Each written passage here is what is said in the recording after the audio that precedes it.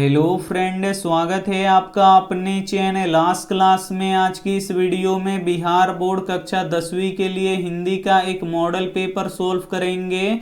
इस model paper में काफ़ी महत्वपूर्ण 50 ऑब्जेक्टिव प्रश्न है जो आपके फाइनल बोर्ड परीक्षा के लिए काफ़ी महत्वपूर्ण है। तो एक भी प्रश्न आप लोग स्किप मत कीजिएगा, वीडियो को प्लीज़ आप लोग शुरू से लेके अंत तक देखिएगा। और इस 50 ऑब्जेक्टिव प्रश्न में से जो भी प्रश्न आपको याद ना हो तो प्लीज़ आप लोग उसे नोटबुक पे लिख के जरूर याद कर लीजिएगा। और चैनल को अभी तक आप सब्सक्राइब नहीं किए हैं तो चैनल को सब्सक्राइब कर लीजिएगा। और सब्सक्राइब करने के बाद एक बेल आइकन आता है तो बेल आइकन को दबा के ऑल पे कर लीजिएगा, ताकि जब भी लाइव क्लास हो तो आपके पास नोटिफिकेशन पहुंचता रहे। तो आइए शुरू करते हैं पहले नंबर प्रश्न से। तो पहला नंबर प्रश्न है कि जाति प्रथा श्रम विभाजन के साथ साथ किसका रूप लिया हुआ है। ए ऑप्शन है स्वतंत्रता का, बी ऑप्शन है भ्रांतित्व का, सी ऑप्शन है श्रमिक विभाजन का, डी ऑप्शन है इनमें से कोई नहीं। तो यहाँ पे आपको बताना है कि जाति प्रथा श्रम विभाजन के साथ साथ किसका रूप लिया हुआ है। तो श्रमिक विभाजन का रूप लिया हुआ है, इसे आपको याद रखना है। यहाँ पे सी ऑप्शन बिल्कुल ही सही हो जाएगा। आइए देखते हैं अगला प्रश्न। दो नंबर प्रश्न है कि कौओं की जमात में शामिल होने के लिए कौन ललक गया। ए ऑप्शन है कबूतर, बी ऑप्शन है हंस, सी ऑप्शन है बतख, डी ऑप्शन है मछली। तो यहाँ पे आपको बताना है कि कौओं की जमात में शामिल होने के लिए कौन ललक गया। तो हंस ललक गया, इसे आपको याद रखना है। यहाँ पे बी ऑप्शन बिल्कुल ही सही हो जाएगा। और यहाँ पे हंस किसे कहा गया है, तो खोखा को कहा गया है, तो ये भी साथ में आपको याद रखना है। आइए देखते हैं अगला प्रश्न। 3 नंबर प्रश्न है कि खोखा किसको कहते हैं। ए ऑप्शन है कीसू को, बी ऑप्शन है कुसु को, सी ऑप्शन है कासू को, डी ऑप्शन है केसू को। तो यहाँ पे आपको बताना है कि खोखा किसको कहते हैं। तो खोखा कासू को कहते हैं। यहाँ पे सी ऑप्शन बिल्कुल ही सही हो जाएगा। आइए देखते हैं अगला प्रश्न। 4 नंबर प्रश्न है कि सेन साहब ने किसे खूब फटकार लगाई। ए ऑप्शन है गिरधर लाल को, बी ऑप्शन है खोखा को, सी ऑप्शन है मदन को, डी ऑप्शन है शेफाली को। तो यहाँ पे आपको बताना है कि सेन साहब ने किसे खूब फटकार लगाई। तो गिरधर लाल को खूब फटकार लगाई। यहाँ पे ए ऑप्शन बिल्कुल ही सही हो जाएगा। आइए देखते हैं अगला प्रश्न। 5 नंबर प्रश्न है कि डॉक्टर भीमराव अंबेडकर के माता का नाम क्या था। ए ऑप्शन है रानी बाई, बी ऑप्शन है कुंती बाई, सी ऑप्शन है शीलाबाई, डी ऑप्शन है भीमाबाई। तो यहाँ पे आपको बताना है कि डॉक्टर भीमराव अंबेडकर के माता का नाम क्या था। तो भीमाबाई था। यहाँ पे डी ऑप्शन बिल्कुल ही सही हो जाएगा। इस मॉडल पेपर में हिंदी के काफ़ी महत्वपूर्ण 50 ऑब्जेक्टिव प्रश्न बताएंगे। और ये जो 50 ऑब्जेक्टिव प्रश्न है ये आपके फाइनल बोर्ड परीक्षा के लिए काफ़ी महत्वपूर्ण है। तो इस वीडियो को आप लोग शुरू से लेके अंत तक देखिएगा। और वीडियो को अभी तक आप लाइक नहीं किए तो प्लीज़ आप लोग वीडियो को लाइक कर दीजिएगा। और अभी तक आप हमारे व्हाट्सएप ग्रुप में नहीं जुड़े हैं तो ये हमारा व्हाट्सएप नंबर है, इस पे आपको बोल देना है कि सर हमें ग्रुप में जोड़ दीजिए, तो हम आपको ग्रुप में जोड़ देंगे। आइए देखते हैं अगला प्रश्न। 6 नंबर प्रश्न है कि भारत से हमने क्या सीखा क्या है। ए ऑप्शन है निबंध, बी ऑप्शन है कहानी, सी ऑप्शन है भाषण, डी ऑप्शन है व्यक्ति चित्र। तो यहाँ पे आपको बताना है कि भारत से हमने क्या सीखा क्या है। तो भाषण है। यहाँ पे सी ऑप्शन बिल्कुल ही सही हो जाएगा। आइए देखते हैं अगला प्रश्न। 7 नंबर प्रश्न है कि दारिस नामक सोने के सिक्कों से भरा घड़ा किसे मिला था। ए ऑप्शन है हेकल को, बी ऑप्शन है हरकस को, सी ऑप्शन है वारेन हेस्टिंग्स को, डी ऑप्शन है विलियम जोन्स को। तो यहाँ पे आपको बताना है कि दारिस नामक सोने के सिक्कों से भरा घड़ा किसे मिला था। तो वारेन हेस्टिंग्स को मिला था, इसे आपको याद रखना है। यहाँ पे सी ऑप्शन बिल्कुल ही सही हो जाएगा। आइए देखते हैं अगला प्रश्न। 8 नंबर प्रश्न है कि डॉक्टर भीमराव अंबेडकर की मृत्यु कब और कहां हुआ। ए ऑप्शन है 1956 दिल्ली में, बी ऑप्शन है 1957 मध्य प्रदेश में, सी ऑप्शन है 1958 बनारस में, डी ऑप्शन है 1958 बिहार में। तो यहाँ पे आपको बताना है कि डॉक्टर भीमराव अंबेडकर की मृत्यु कब और कहां हुआ। तो 1956 में दिल्ली में हुआ, इसे आपको याद रखना है। यहाँ पे ए ऑप्शन बिल्कुल ही सही हो जाएगा। आइए देखते हैं अगला प्रश्न।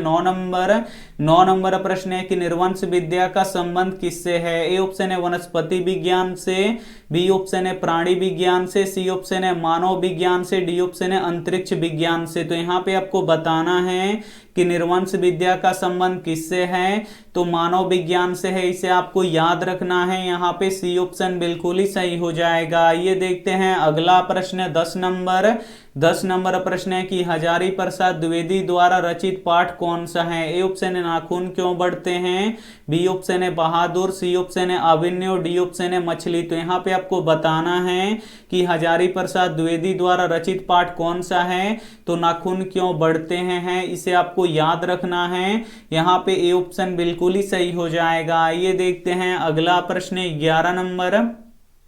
11 नंबर प्रश्न है कि कामसूत्र किसकी रचना है। ए ऑप्शन है हजारी प्रसाद द्विवेदी की, बी ऑप्शन है पतंजलि की, सी ऑप्शन है वत्सायन की, डी ऑप्शन है रामानुजाचार्य की। तो यहाँ पे आपको बताना है कि कामसूत्र किसकी रचना है, तो कामसूत्र वत्सायन की रचना है, इसे आपको याद रखना है। यहाँ पे सी ऑप्शन बिल्कुल ही सही हो जाएगा। ये देखते हैं अगला प्रश्न 12 नंबर प्रश्न है कि सीमा, रजनी, आलो, शेफाली, आरती पांचों किसकी बहन थी। ए ऑप्शन है मदन की, बी ऑप्शन है खोखा की, सी ऑप्शन है लेखक की, डी ऑप्शन है सेन साहब की। तो यहाँ पे आपको बताना है कि सीमा, रजनी, आलो, शेफाली, आरती पांचों किसकी बहन थी, तो खोखा की बहन थी। यहाँ पे बी ऑप्शन बिल्कुल ही सही हो जाएगा। ये देखते हैं अगला प्रश्न 13 नंबर प्रश्न है कि पृथ्वीराज रासो किसका संपादन है। ए ऑप्शन है हजारी प्रसाद द्विवेदी की, बी ऑप्शन है मैक्स मूलर की,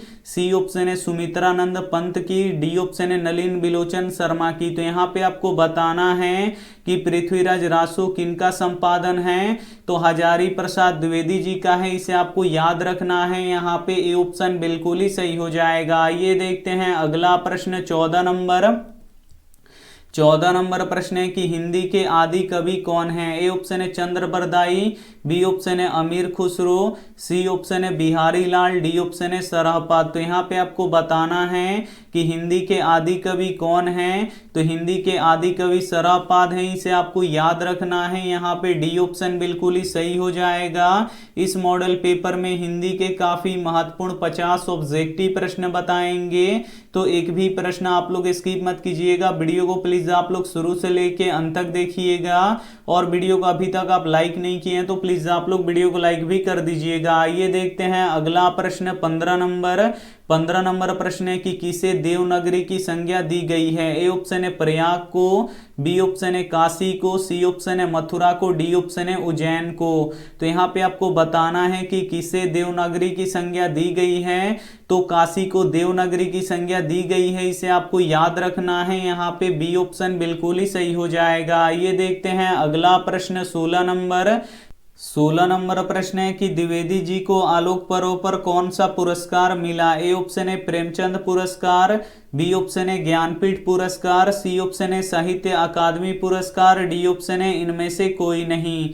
तो यहाँ पे आपको बताना है कि द्विवेदी जी को आलोक पर्व पर कौन सा पुरस्कार मिला, तो साहित्य अकादमी पुरस्कार मिला। यहाँ पे सी ऑप्शन बिल्कुल ही सही हो जाएगा। ये देखते हैं अगला प्रश्न 17 नंबर प्रश्न है कि उत्तर भारत से नागरी लिपि के लेख कब से मिलने लगे। ए ऑप्शन है 8वीं सदी से, बी ऑप्शन है 6ठी सदी से, सी ऑप्शन है 9वीं सदी से, डी ऑप्शन है 4थी सदी से। तो यहाँ पे आपको बताना है कि उत्तर भारत से नागरी लिपि के लेख कब से मिलने लगे, तो 8वीं सदी से मिलने लगे। यहाँ पे ए ऑप्शन बिल्कुल ही सही हो जाएगा। ये देखते हैं अगला प्रश्न 18 नंबर प्रश्न है कि मराठी भाषा की लिपि कौन सी है। ए ऑप्शन है ब्राह्मी लिपि, बी ऑप्शन है नंदी नागरी, सी ऑप्शन है देवनागरी लिपि, डी ऑप्शन है मराठी लिपि। तो यहाँ पे आपको बताना है कि मराठी भाषा की लिपि कौन सी है, तो देवनागरी लिपि है, इसे आपको याद रखना है। यहाँ पे सी ऑप्शन बिल्कुल ही सही हो जाएगा। ये देखते हैं अगला प्रश्न 19 नंबर प्रश्न है कि बेतमा दान पत्र किस समय का है। ए ऑप्शन है 1020 ईस्वी का,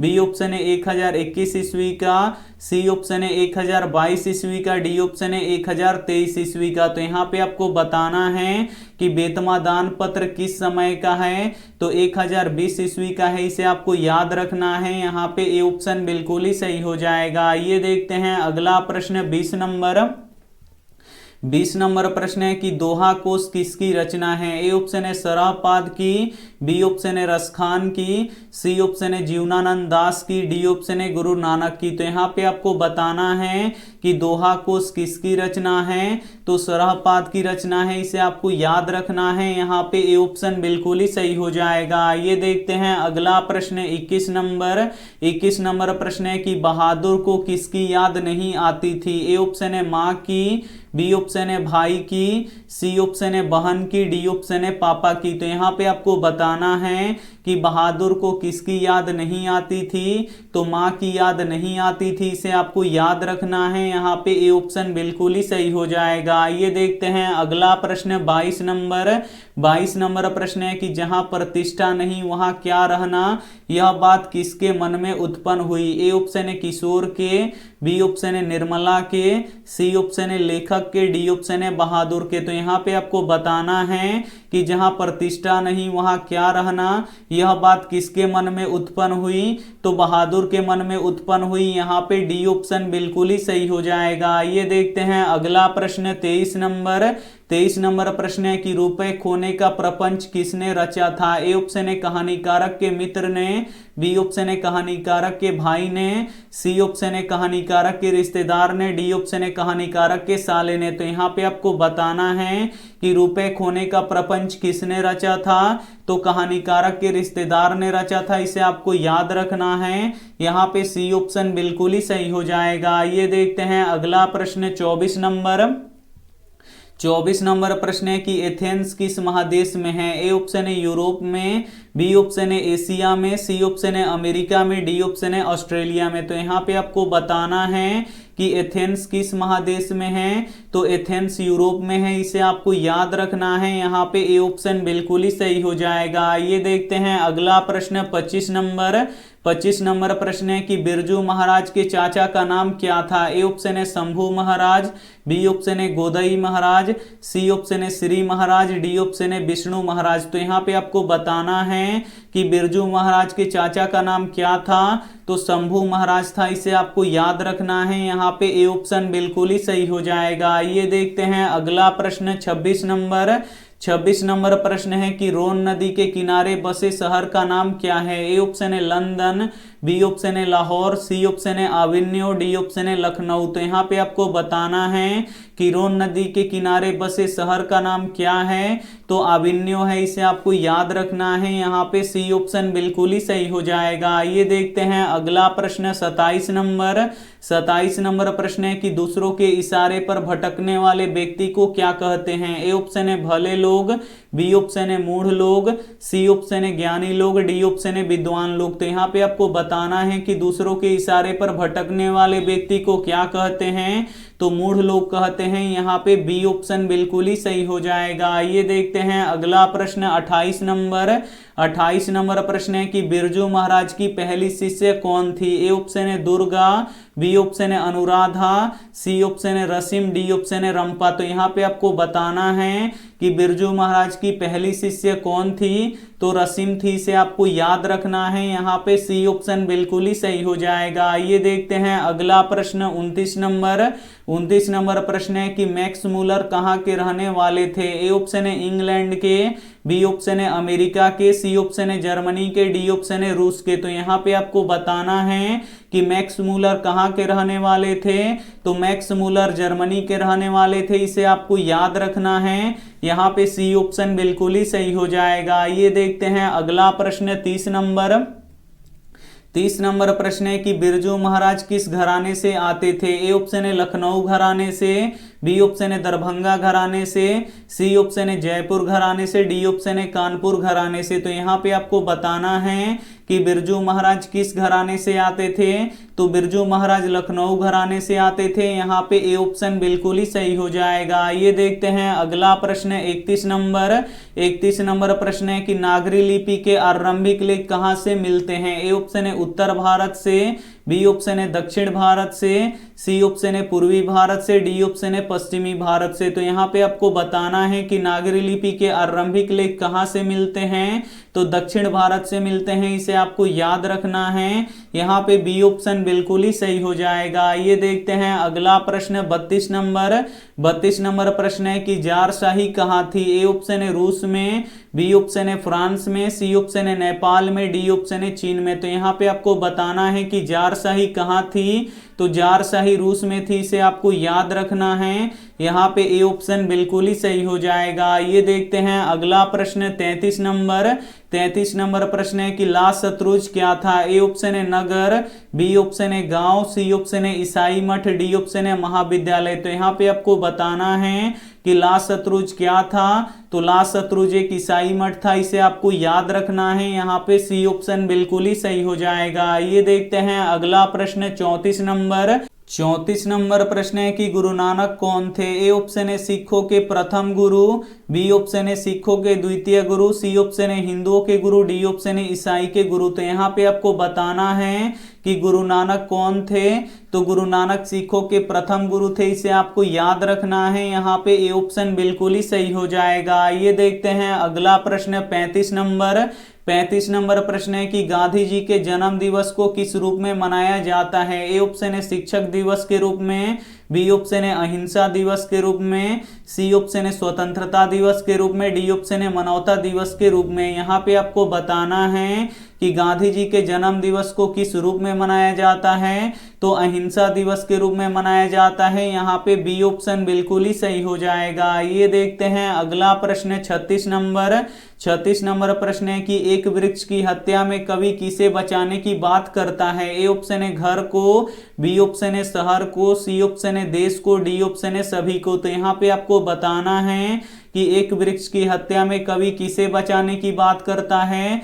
तो घर को भी बचाने की बात करता है, शहर को भी बचाने की बात करता है, देश को भी बचाने की बात करता है, यानी सभी को बचाने की बात करता है। यहाँ पे डी ऑप्शन बिल्कुल ही सही हो जाएगा। ये देखते हैं अगला प्रश्न 37 नंबर प्रश्न है कि लौट कर आऊंगा फिर कविता में कवि कहाँ लौटने की बात करता है। ए ऑप्शन है बिहार में, बी ऑप्शन है बंगाल में, सी ऑप्शन है उड़ीसा में, डी ऑप्शन है चेन्नई में। तो यहाँ पे आपको बताना है कि लौट कर आऊंगा फिर कविता में कवि कहाँ लौटने की बात करता है। तो बंगाल में लौटने की बात करता है, इसे आपको याद रखना है। यहाँ पे बी ऑप्शन बिल्कुल ही सही हो जाएगा। ये देखते हैं अगला प्रश्न 38 नंबर प्रश्न है कि आंख का पर्यायवाची क्या होगा। ए ऑप्शन है नेत्र, बी ऑप्शन है नयन, सी ऑप्शन है दोनों, डी ऑप्शन है इनमें से कोई नहीं। तो यहाँ पे आपको बताना है कि आंख का पर्यायवाची क्या होगा, यानी आंख का दूसरा नाम क्या होगा। तो नेत्र और नयन दोनों होता है। यहाँ पे सी ऑप्शन बिल्कुल ही सही हो जाएगा। ये देखते हैं अगला प्रश्न 39 नंबर प्रश्न है कि भारतीय संस्कृति किसका प्रतीक है। ए ऑप्शन है एकता का, बी ऑप्शन है मानवता का, सी ऑप्शन है विविधता का, डी ऑप्शन है विभिन्न संस्कृतियों के सामंजस्य का। तो यहाँ पे आपको बताना है कि भारतीय संस्कृति किसका प्रतीक है।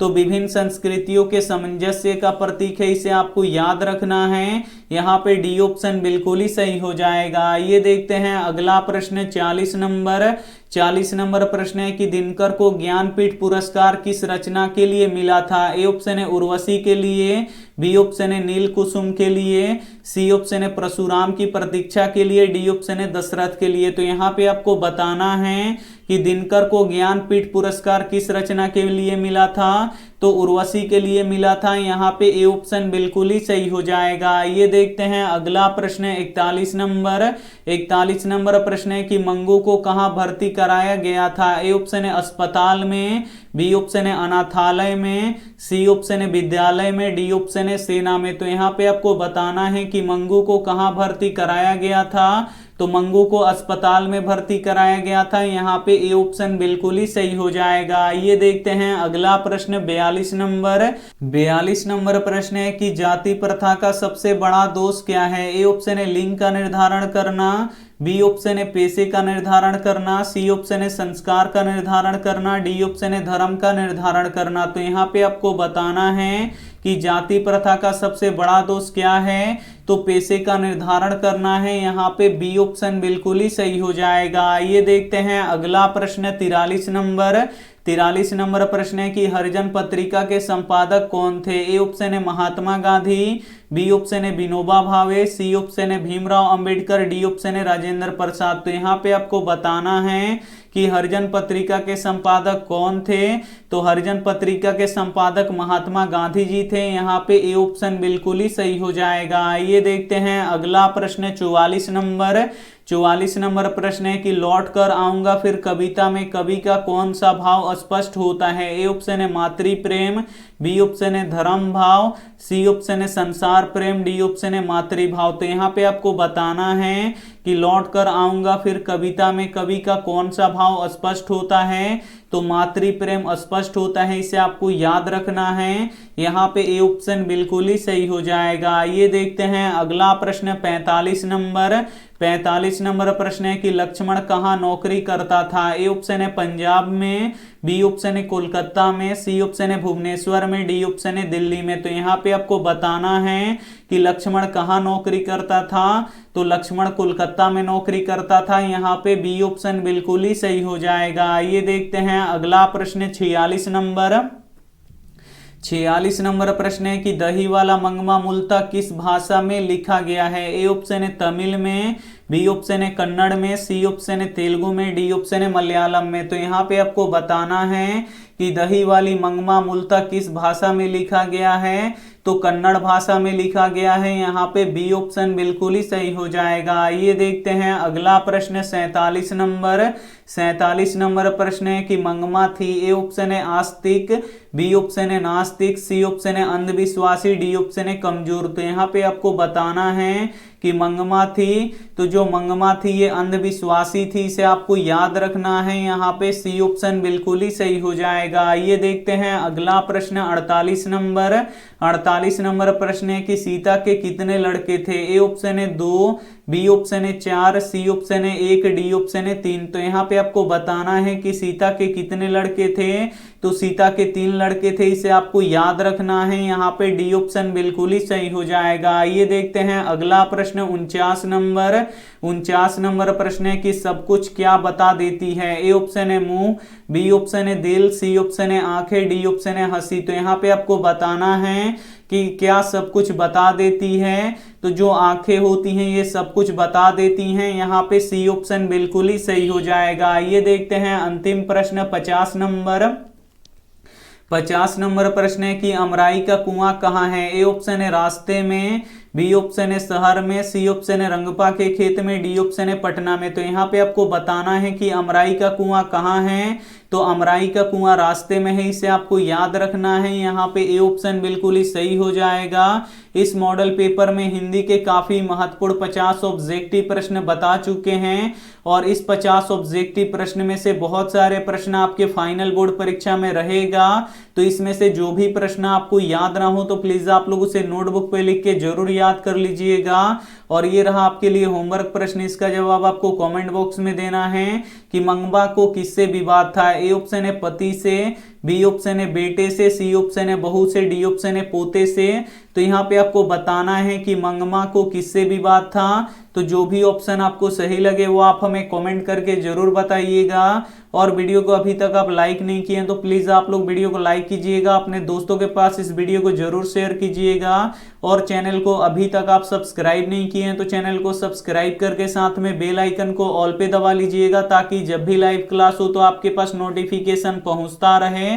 Thank you for watching. मिलते हैं अगली वीडियो में, तब तक अपना ध्यान रखिए, मन लगा के पढ़ाई कीजिए। Take care and bye.